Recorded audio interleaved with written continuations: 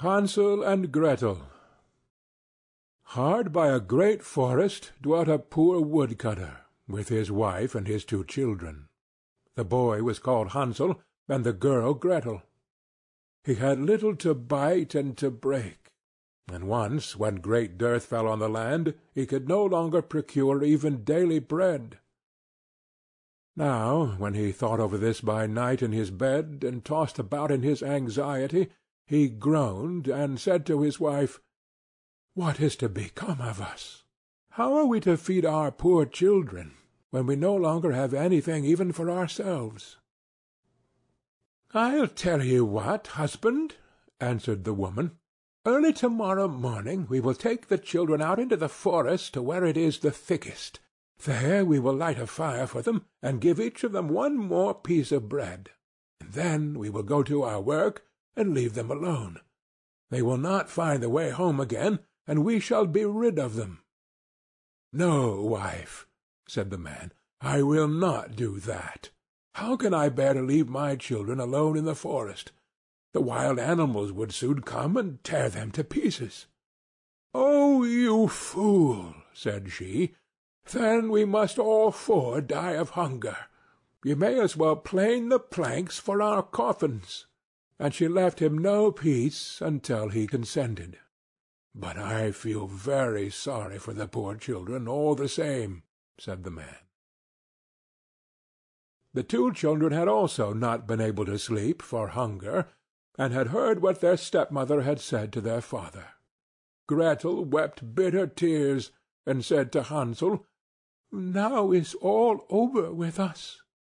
"Be quiet, Gretel," said Hansel. "Do not distress yourself. I will soon find a way to help us." And when the old folks had fallen asleep, he got up, put on his little coat, opened the door below, and crept outside. The moon shone brightly, and the white pebbles which lay in front of the house glittered like real silver pennies. Hansel stooped and stuffed the little pocket of his coat with as many as he could get in. Then he went back and said to Gretel, "Be comforted, dear little sister, and sleep in peace. God will not forsake us." And he lay down again in his bed. When day dawned, but before the sun had risen, the woman came and awoke the 2 children, saying, "Get up, you sluggards! We are going into the forest to fetch wood." She gave each a little piece of bread, and said, "There is something for your dinner, but do not eat it up before then, for you will get nothing else." Gretel took the bread under her apron, as Hansel had the pebbles in his pocket. Then they all set out together on the way to the forest. When they had walked a short time, Hansel stood still and peeped back at the house, and did so again and again. His father said, "Hansel, what are you looking at there and staying behind for? Pay attention, and do not forget how to use your legs." "Ah, father," said Hansel, "I am looking at my little white cat, which is sitting up on the roof and wants to say good-bye to me." The wife said, "Fool, fool! That is not your little cat, that is the morning sun which is shining on the chimneys." Hansel, however, had not been looking back at the cat, but had been constantly throwing one of the white pebble-stones out of his pocket on the road. When they had reached the middle of the forest, the father said, "Now, children, pile up some wood, and I will light a fire that you may not be cold."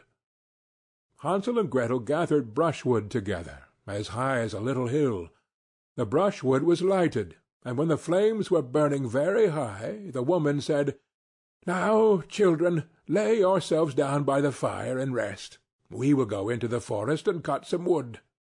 When we have done, we will come back and fetch you away." Hansel and Gretel sat by the fire, and when noon came, each ate a little piece of bread, and as they heard the strokes of the wood-axe, they believed that their father was near. It was not the axe, however, but a branch which he had fastened to a withered tree, which the wind was blowing backwards and forwards. And as they had been sitting such a long time, their eyes closed with fatigue, and they fell fast asleep. When at last they awoke, it was already dark night. Gretel began to cry, and said, "How are we to get out of the forest now?"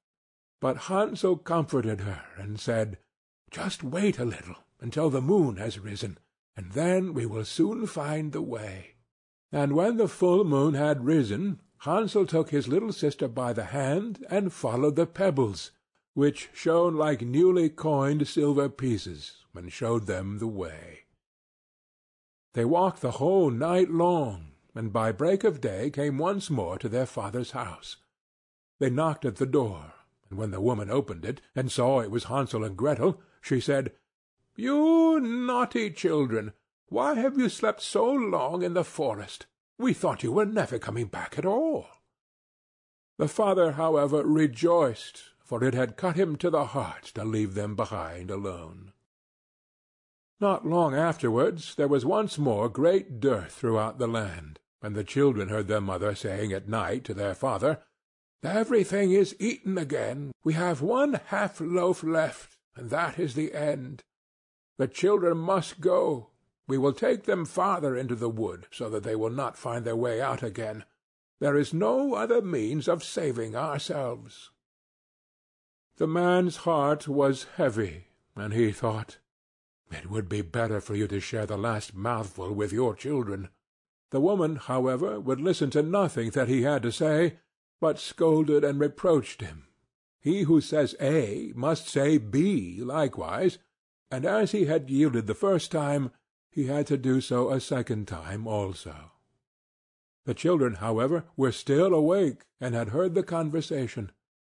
When the old folks were asleep, Hansel again got up, and wanted to go out and pick up pebbles, as he had done before, but the woman had locked the door, and Hansel could not get out. Nevertheless he comforted his little sister, and said, "Do not cry, Gretel. Go to sleep quietly. The good God will help us." Early in the morning came the woman, and took the children out of their beds. Their piece of bread was given to them, but it was still smaller than the time before. On the way into the forest, Hansel crumbled his in his pocket, and often stood still and threw a morsel on the ground. "Hansel, why do you stop and look round?" said the father. "Go on." "I am looking back at my little pigeon, which is sitting on the roof, and wants to say good-bye to me," answered Hansel. "Fool!" said the woman. "That is not your little pigeon. That is the morning sun that is shining on the chimney." Hansel, however, little by little threw all the crumbs on the path. The woman led the children still deeper into the forest, where they had never in their lives been before. Then a great fire was again made, and the mother said, "Just sit here, you children, and when you are tired you may sleep a little. We are going into the forest to cut wood, and in the evening, when we are done, we will come and fetch you away." When it was noon, Gretel shared her piece of bread with Hansel, who had scattered his by the way. Then they fell asleep, and evening passed, but no one came to the poor children. They did not awake until it was dark night, and Hansel comforted his little sister, and said, "Just wait, Gretel, until the moon rises, and then we shall see the crumbs of bread which I have strewn about. They will show us our way home again." When the moon came they set out, but they found no crumbs, for the many thousands of birds which fly about in the woods and fields had picked them all up. Hansel said to Gretel, "We shall soon find the way." But they did not find it. They walked the whole night and all the next day too, from morning till evening, but they did not get out of the forest, and were very hungry, for they had nothing to eat but 2 or 3 berries which grew on the ground. And as they were so weary that their legs would carry them no longer, they lay down beneath a tree and fell asleep. It was now 3 mornings since they had left their father's house. They began to walk again, but they always came deeper into the forest, and if help did not come soon, they must die of hunger and weariness. When it was midday, they saw a beautiful snow-white bird sitting on a bough, which sang so delightfully that they stood still and listened to it. And when its song was over, it spread its wings and flew away before them, and they followed it until they reached a little house, on the roof of which it alighted. And when they approached the little house, they saw that it was built of bread, covered with cakes, but that the windows were of clear sugar. "We will set to work on that," said Hansel, "and have a good meal. I will eat a bit of the roof, and you, Gretel, can eat some of the window. It will taste sweet." Hansel reached up above and broke off a little of the roof to try how it tasted, and Gretel leant against the window and nibbled at the panes. Then a soft voice cried from the parlour, "Nibble, nibble, gnaw! Who is nibbling at my little house?" The children answered, "The wind, the heaven-born wind," and went on eating without disturbing themselves. Hansel, who liked the taste of the roof, tore down a great piece of it, and Gretel pushed out the whole of one round window-pane, sat down, and enjoyed herself with it.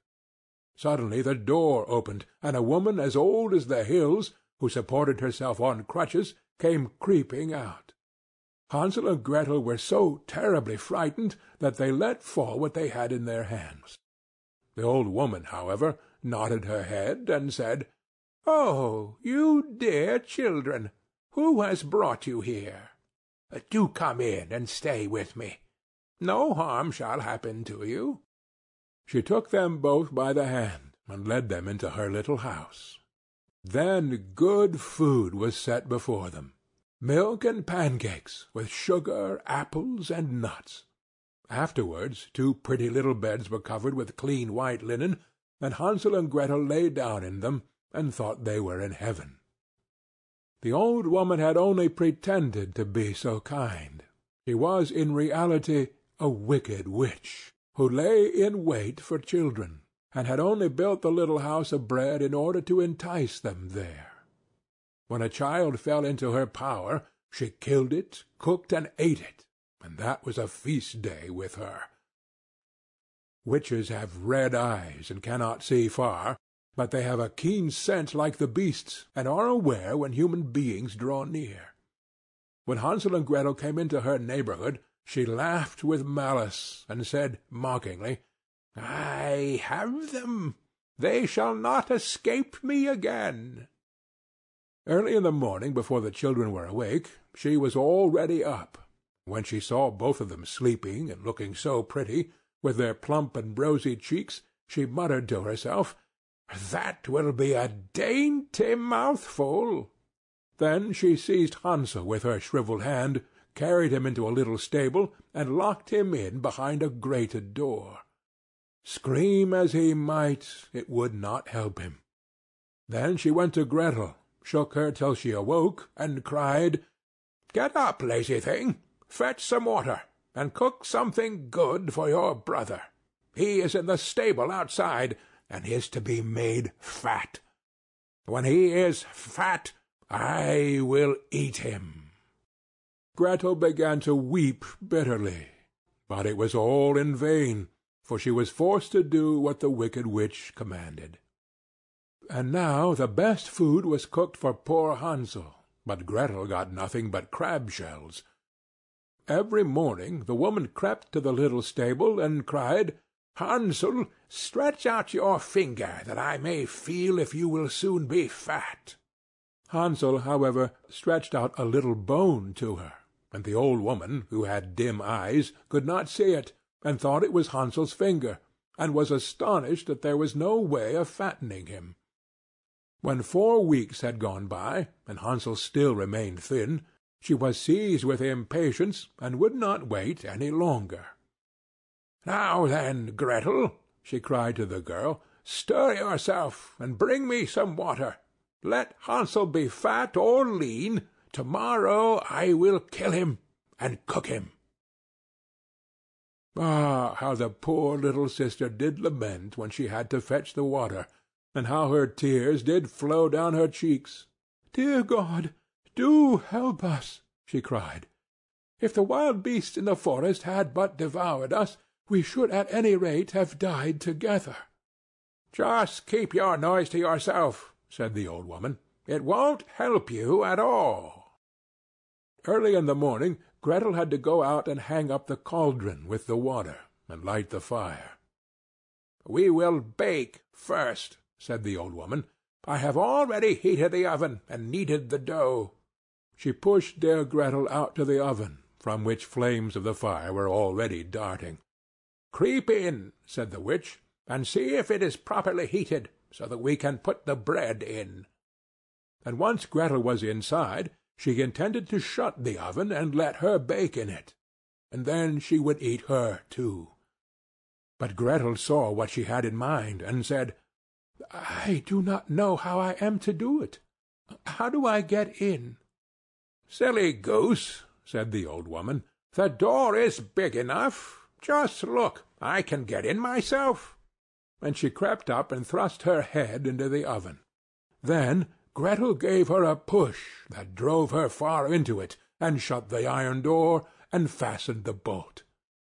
Oh, then she began to howl quite horribly, but Gretel ran away, and the godless witch was miserably burnt to death. Gretel, however, ran like lightning to Hansel, opened his little stable, and cried, "Hansel, we are saved! The old witch is dead!" Then Hansel sprang like a bird from its cage when the door is opened. How they did rejoice and embrace each other, and dance about and kiss each other!